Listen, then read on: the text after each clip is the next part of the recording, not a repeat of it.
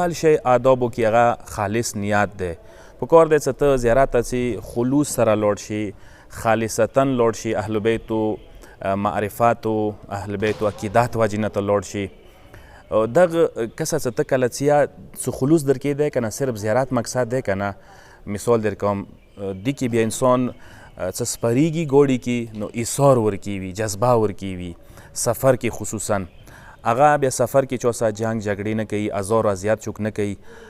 یعنی دې وجې نه خلکو ته راحت میلویږي خو دې وجې نه چاته ازار و اذیت نه میلویږي. پکار دی چې دغو شیونه خاص کر سفر کې ټریولینګ کې ګاډي کې پکار دی انسان ډېر زیات پرهیز وکړي، خبرو نه، بدو خبرو نه، غیبتو نه، بیا بل کس ازار کولې نه.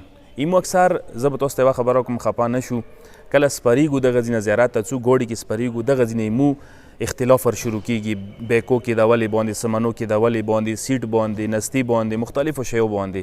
اندې ځای نه پته لګیږي چې زیارت لیارې کې خلوص نشته دی. که خلوص وي که نه اهل بیتو لیارې کې خیر دی، که لږ غوندې تکلیف درته میلو شي، لږ ازار و اذیت شي، پار نه کوي. دا د اهل بیتو په لیارې سفر دی، دا د سهولت والا سفر نه دی. دې کې تکلیف میلیدای شي، دې کې ازار و اذیت میلیدای شي، خو تو پکار دی چاته ازار و اذیت ونه رسوي، جنگ جګړه ونه کړي. چې کوم زیارت لیارې کې تو نه جنګ کیږي، جګړه کیږي، زیاړې کیږي، زورل کیږي، یو بل سره مثلا خفګان رسي، نو دې زیارت څه خاص فایده درته نه میلویږي. کوشش وکړو اول خو دې نه پرهیز وکړي. دې دپاره ضروري دی چې انسان خالص وي نیت اهل بیتو لیارې